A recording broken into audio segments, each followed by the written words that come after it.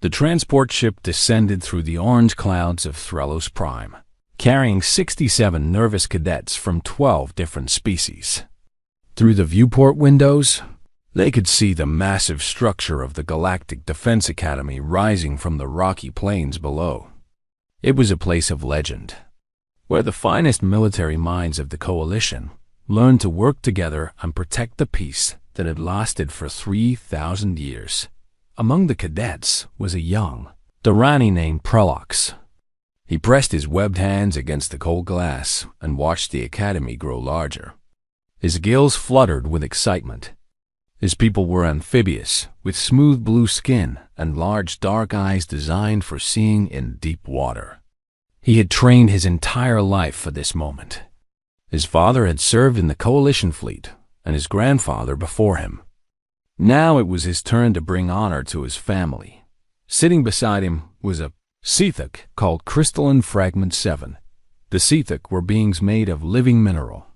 Their bodies formed from geometric crystals that caught and reflected light. When they spoke, their voices sounded like wind chimes. Fragment 7 was nervous too, though it was hard to tell from looking at them. Their crystal surface simply vibrated at a slightly higher frequency than normal.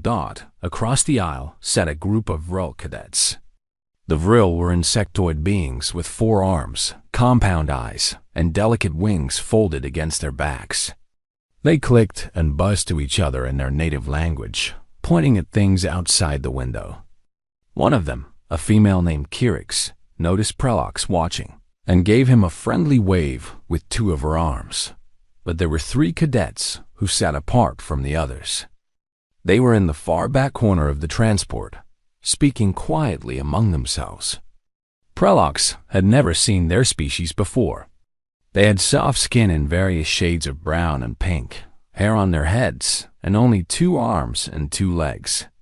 They were smaller than most species on the ship, with no natural armor, no claws, no wings, and no obvious weapons built into their bodies.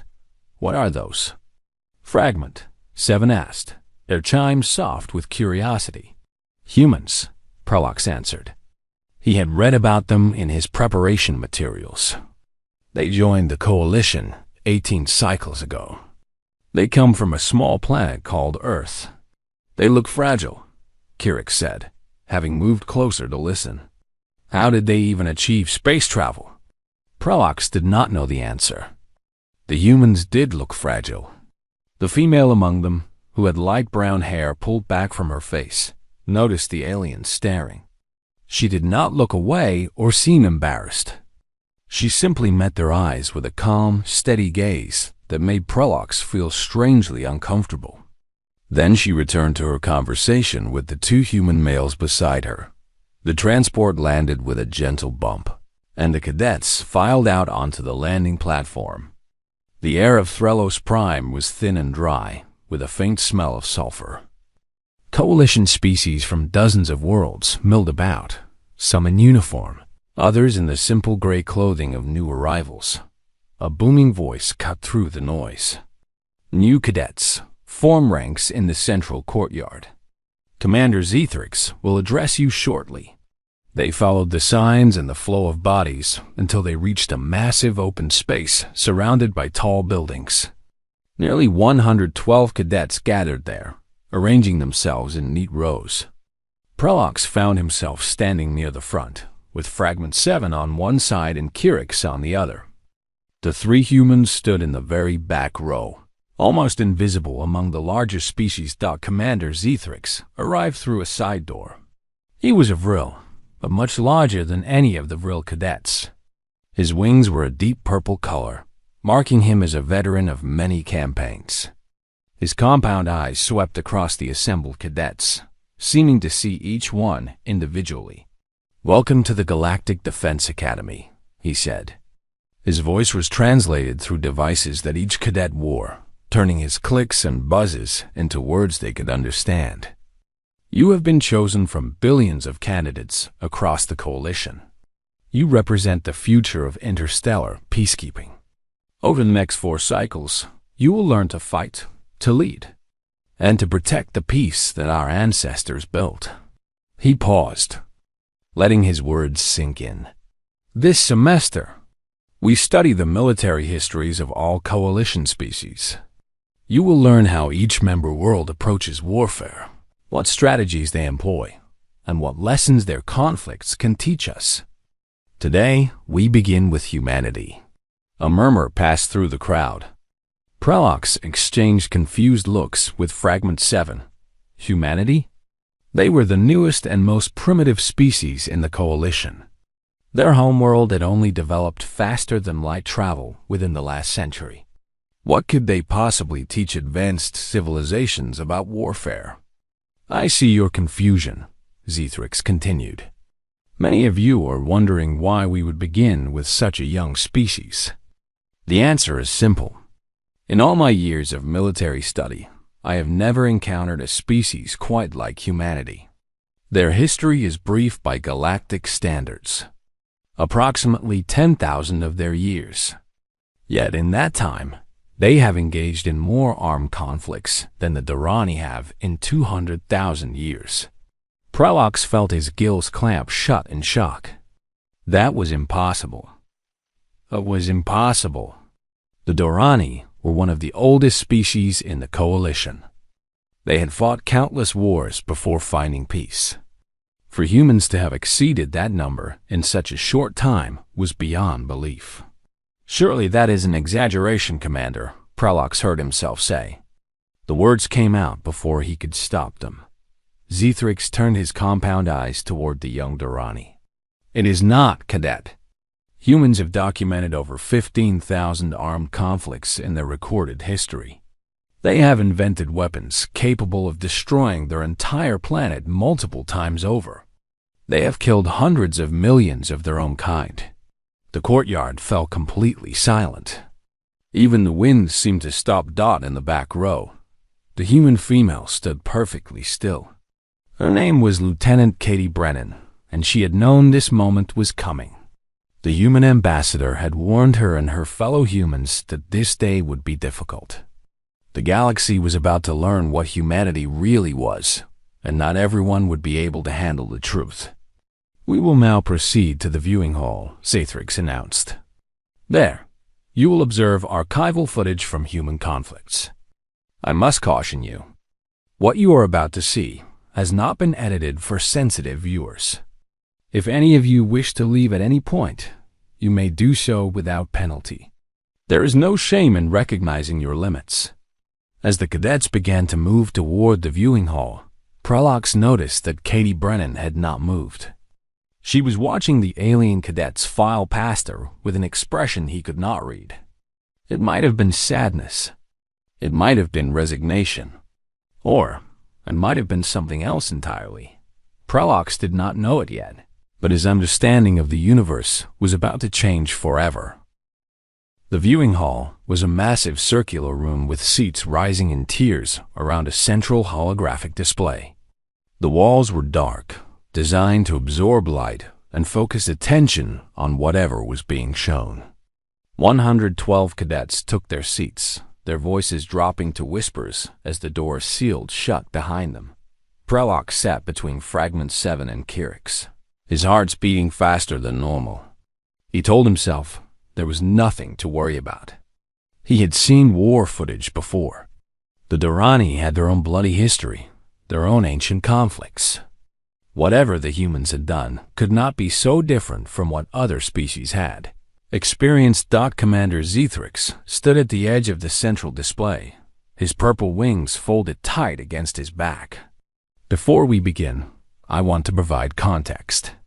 Humans evolved on a world with limited resources and harsh conditions. Their early history was marked by constant competition for food, water, and territory.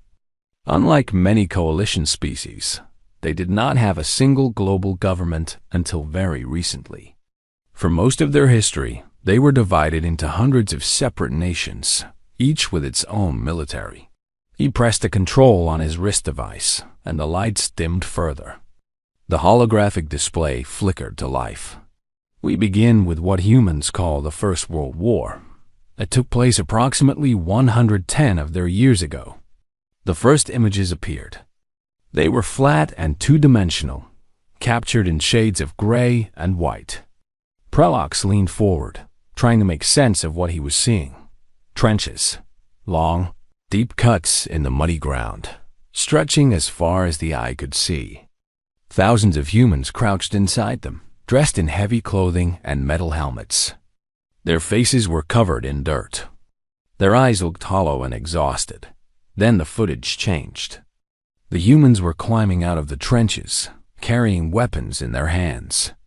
They ran forward across an open field toward another set of trenches in the distance. Flashes of light erupted from the far side. The running humans began to fall, one by one, then in groups, then in waves. They fell and did not get up. "They are running directly into weapons fire," Kirix whispered, her wings trembling. "Why would they do that?" The footage continued. Explosions tore through the earth, sending bodies flying through the air. The mud was no longer brown. It was red. Prelox felt his stomach's turn. He had seen violence before, but this was different. This was not a battle between two armies. This was slaughter on an industrial scale. Humans were dying by the hundreds, by the thousands, and still more came climbing out of the trenches to take their place. Then the footage showed something even worse. A yellow-green cloud rolled across the battlefield, pushed by the wind. The humans began to choke and claw at their faces. They fell to the ground, convulsing, foam pouring from their mouths. "They are using poison gas," Zithrix explained. "A chemical weapon designed to burn the lungs and blind the eyes." Both sides used it against each other. Fragment 7 made a high-pitched sound of distress, their crystal body vibrating so hard that the cadets sitting nearby could feel it. They poisoned their own atmosphere while they were standing in it.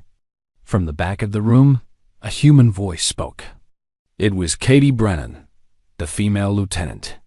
Her voice was calm and flat, as if she were reciting facts from a textbook. The First World War lasted 4 years. 17 million humans died. Another 23 million were wounded. Some of the soldiers spent months living in those trenches, surrounded by mud and rats and the bodies of their friends. Many of the survivors were never the same again. The room was silent except for the sounds of the footage. Prelox found he could not look away, even though every part of him wanted to. The holographic display shifted. The images were now in color, sharper and clearer than before.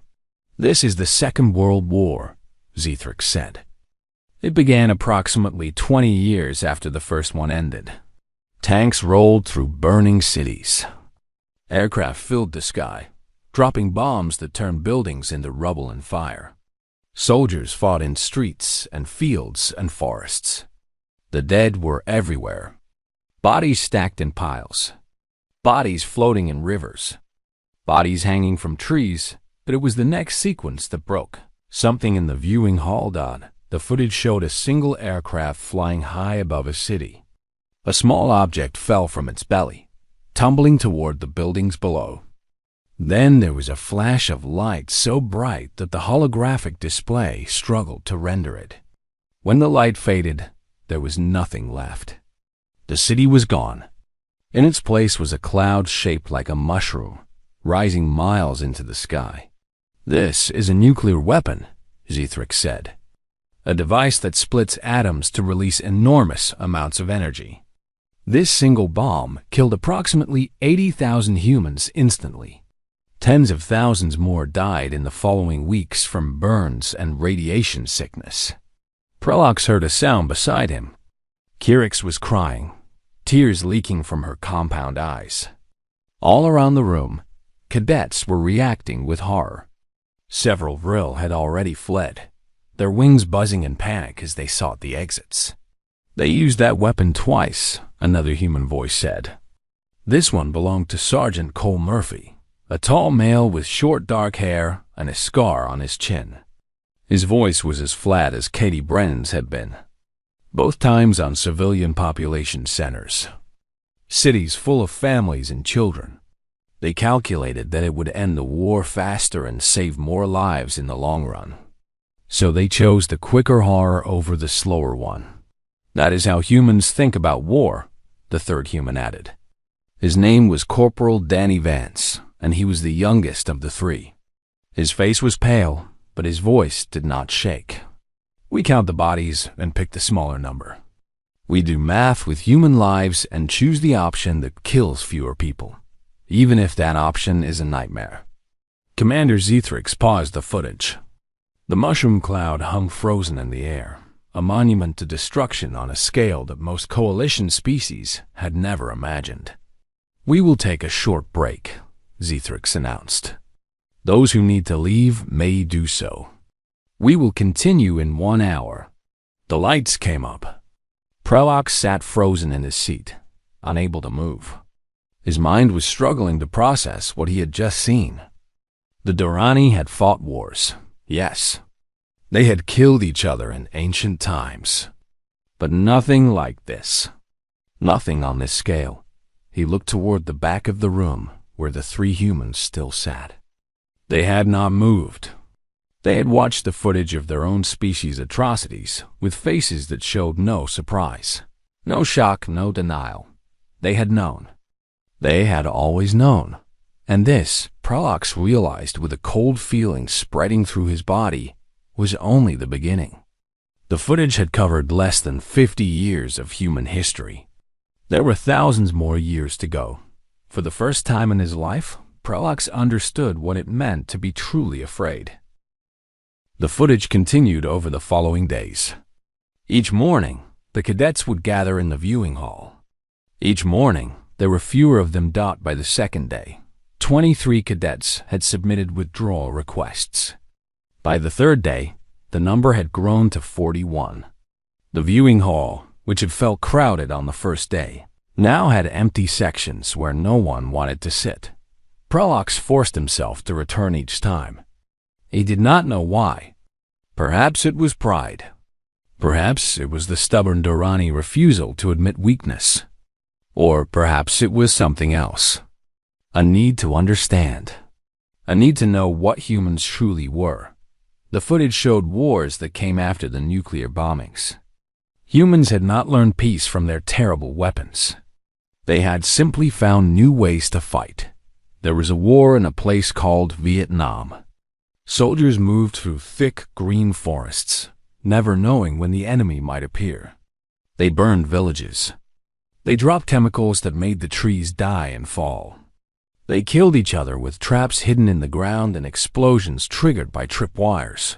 There were wars in deserts, where machines rolled across the sand and missiles fell from the sky like rain. There were wars in cities, where soldiers fought building by building, room by room, kicking down doors and shooting at shadows. There were bombs that could be hidden in cars, in bags, in the clothing of people who walked into crowded markets and chose to die so they could take others with them. The Sci-Fi cadets were the first entire species to withdraw. Their crystalline bodies were not built to process this kind of horror. Fragment 7 was the last of them to leave. Before they went, they stopped beside Prelok's seat. "I cannot continue," Fragment 7 chimed softly. "Every time I close my perception nodes, I see the mushroom cloud. I see the bodies. I hear the screaming." "How do you bear it, Prelok?" "I do not know," Prelok admitted. "I just keep watching." "But why?" Prelok had no answer. Fragment 7 left, and the Durrani was alone. During the meal period on the third day, Prelok saw Katie Brennan sitting by herself at a table in the corner of the food hall. She was eating something from a small container, her movements slow and mechanical. Without really deciding to do so, Prelok walked over and stood across from her.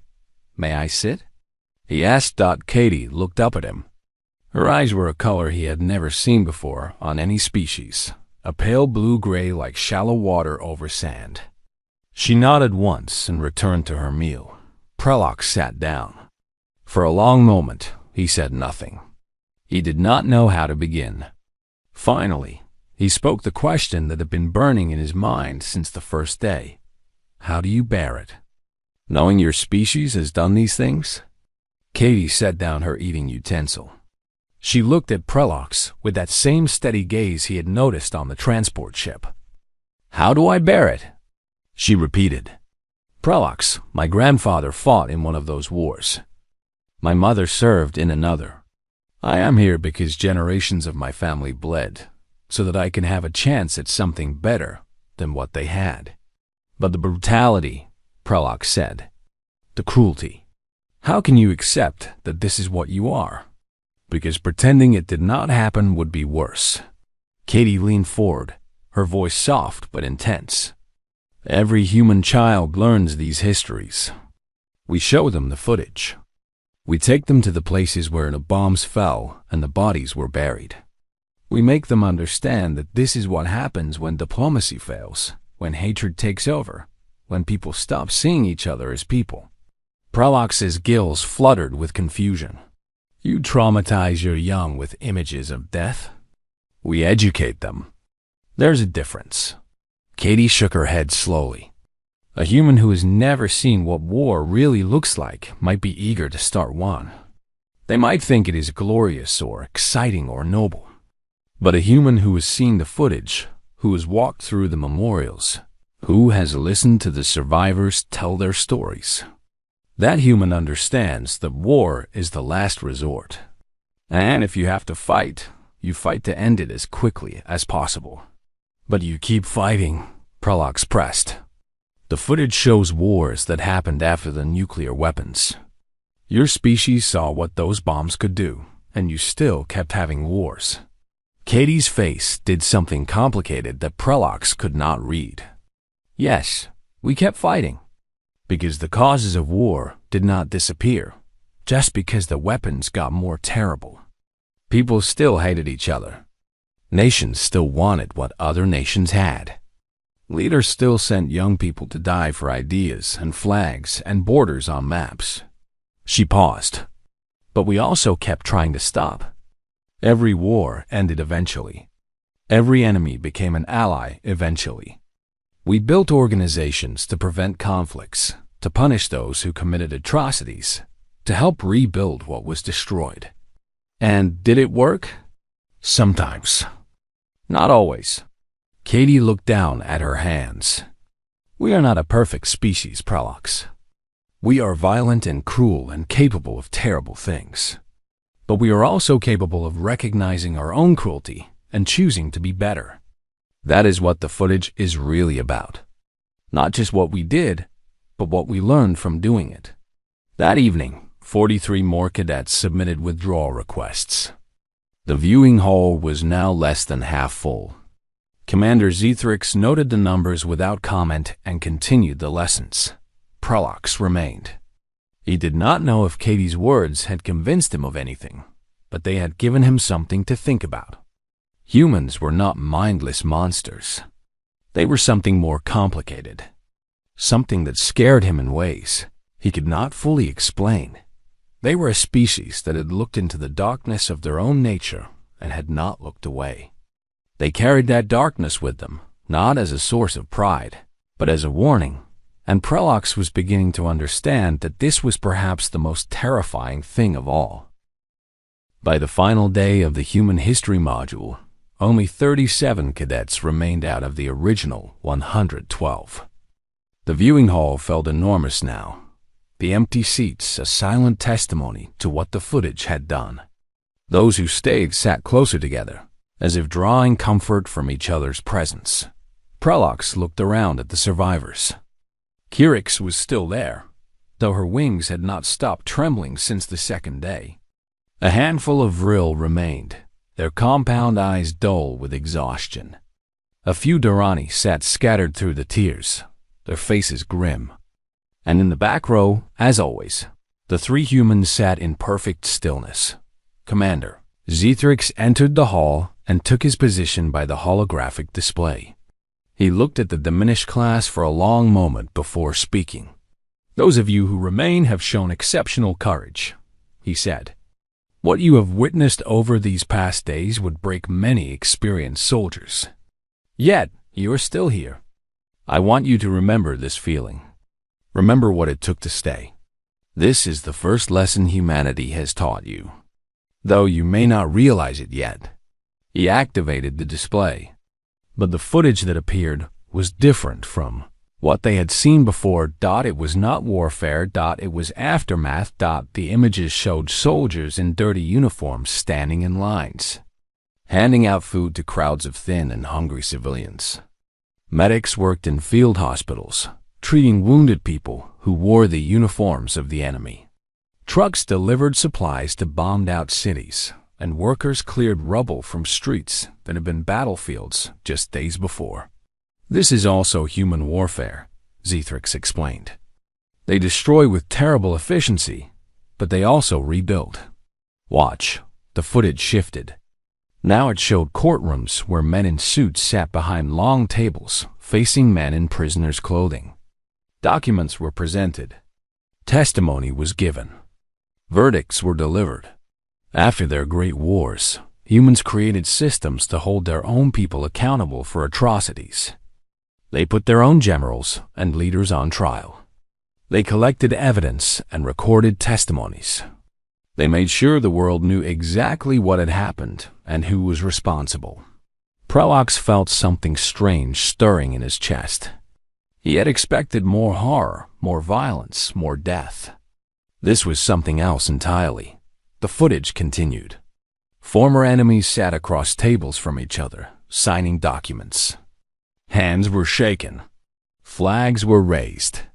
Children played in streets that had been ruins a generation earlier. Old soldiers who had once tried to kill each other met and embraced. Tears streaming down their aged faces. Crystalline Fragment 7's question from days ago echoed in Prelox's mind. Now Kirix asked it aloud, her voice barely above a whisper. They forgive? Cole Murphy stood from his seat in the back. His face was tired, and there were shadows under his eyes, but his voice was strong. Not exactly. We remember. Every name, every atrocity, every mistake. We build monuments to our failures so we never forget them. We write books and make films and create museums dedicated to the worst things we have ever done. He paused, looking around at the remaining cadets. But we also believe that people can change. Nations can change. The enemies of one generation become the allies of the next.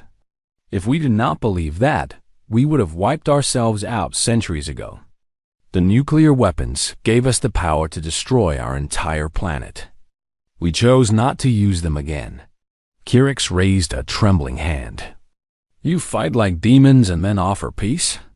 How can both things be true? Danny Vance stood beside Cole. He was the youngest of the human cadets, but in that moment, he looked older than his years. We offer peace first. Always first. We do not want war. Our species has seen too much of it, lost too much to it. Every human alive today has ancestors who died in wars. We carry that weight in our bones. He took a breath before continuing. But if war comes to us, if someone threatens what we love and will not accept peace, then we make sure they never want to threaten us again. We fight with everything we have. We use every weapon, every strategy, every advantage. We do not stop until the threat is ended. And then, when the fighting is done, we put down our weapons and reach out our hands. Katie Brennan stood as well. The three humans faced the remaining cadets like witnesses at a trial. This is what we want you to understand, Katie said.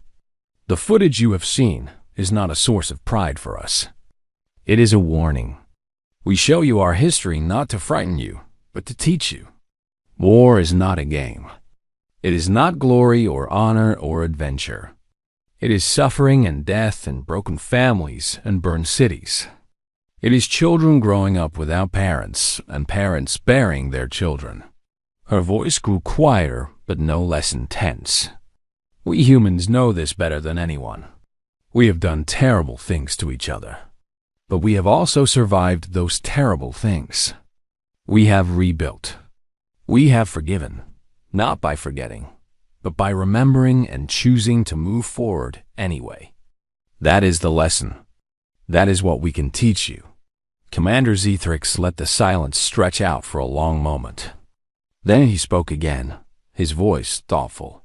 In my many years of service, I have studied the military histories of over 40 species. I have seen empires rise and fall. I have watched civilizations tear themselves apart and others find lasting peace. But I have never encountered a species quite like humanity. He turned to face the human cadets directly. You are young by galactic standards. Your technology is primitive compared to most coalition species. You have no natural weapons, no armor, no obvious advantages. And yet you have survived things that would have destroyed other species. You have looked into your own darkness and emerged stronger. Zethrix looked back at the remaining cadets. This is why we study human warfare first. Not because they are the strongest or the most advanced, but because they understand something that many older species have forgotten. They understand the true cost of violence, and they carry that understanding with them always. The footage ended. The lights came up. And for the first time since the module began, the viewing hall was not filled with horror or fear. It was filled with something that felt almost like respect. 1 year had passed since the human history module. The orange clouds of Threlos Prime drifted across the sky as cadets and families gathered for the graduation ceremony. Flags from dozens of coalition worlds hung from the academy walls. Rippling in the dry wind. The class had changed much since that first day. Nearly half had withdrawn during the human history module alone, making it the highest dropout rate in the academy's long history. But the cadets who remained had become something different. They had forged bonds that crossed species lines. They had trained together, studied together, and faced challenges that would have broken lesser soldiers, and they had never forgotten what they learned in that viewing hall. Prolox stood at the front of the assembled graduates, wearing the crisp blue uniform of a coalition lieutenant. His Durrani gills fluttered with nervous energy. He had been chosen to give the commencement speech, an honor that still surprised him. A year ago, he had been a confused young cadet who could not understand why the academy would waste time on primitive human history. Now he understood. He looked out at the crowd. His family sat in the visitor section, his father's dark eyes shining with pride. Other graduates stood in neat rows behind him, representing a dozen different species.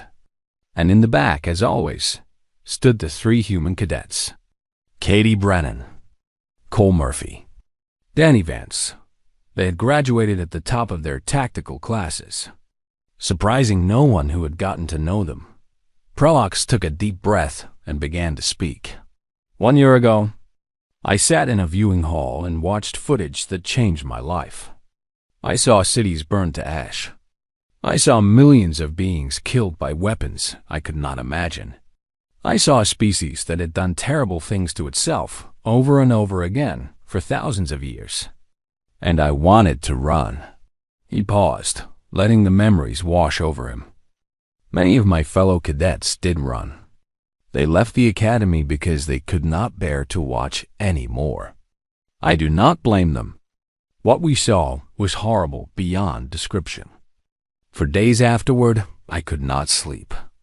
I could not eat. I kept seeing the mushroom cloud every time I closed my eyes.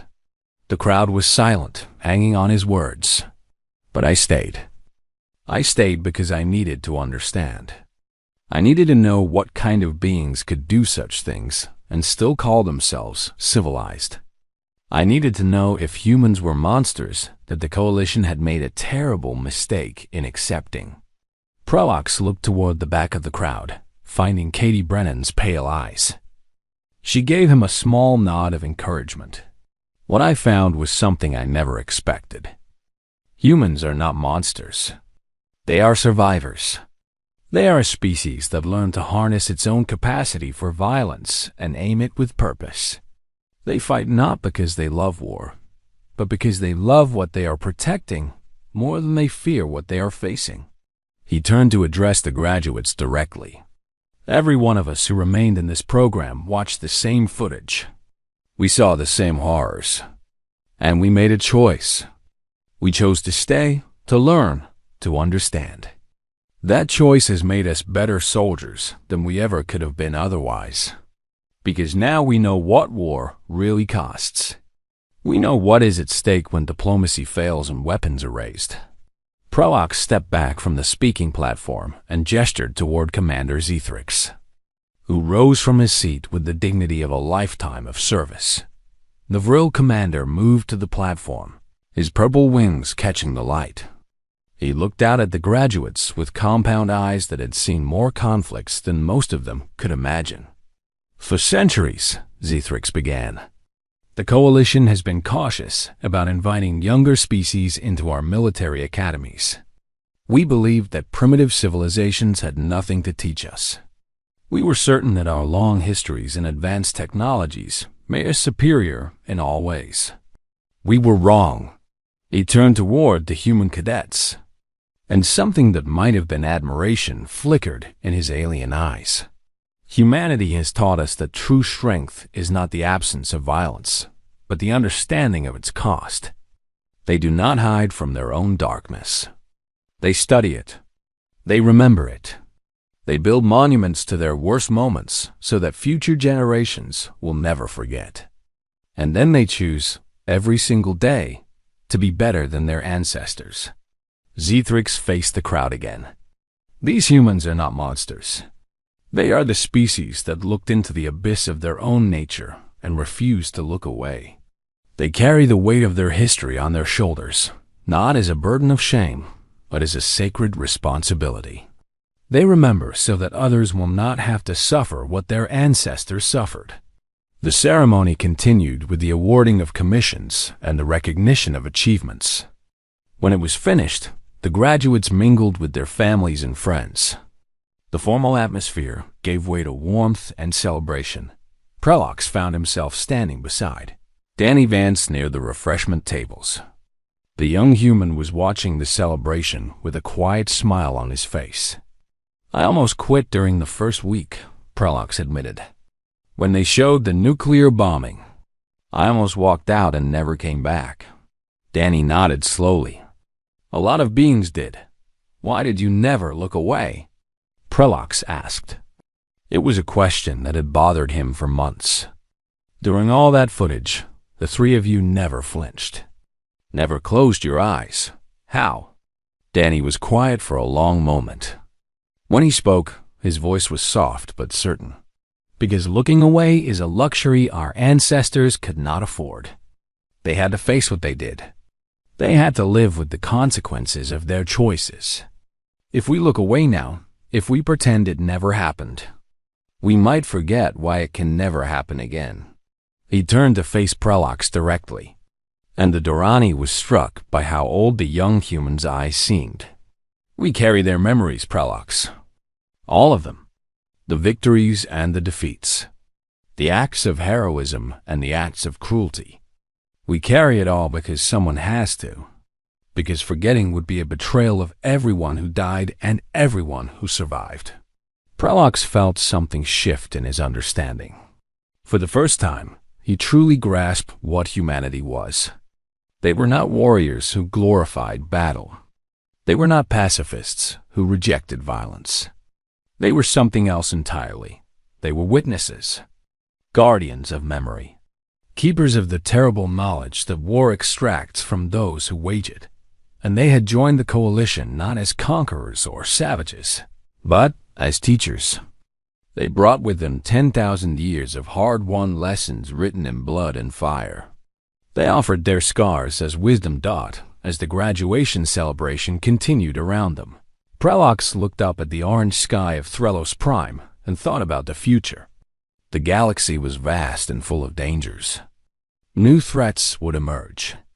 Conflicts would arise. The peace that the coalition had maintained for 3,000 years would be tested again and again. But now, The Coalition had something it had never had before. It had humanity, a species that understood war in its bones, that carried the weight of its own violent history as both warning and weapon. And in that understanding, Prelox realized the galaxy had found not a threat, but a gift. The humans had survived themselves, and now they were here to help everyone else do the same.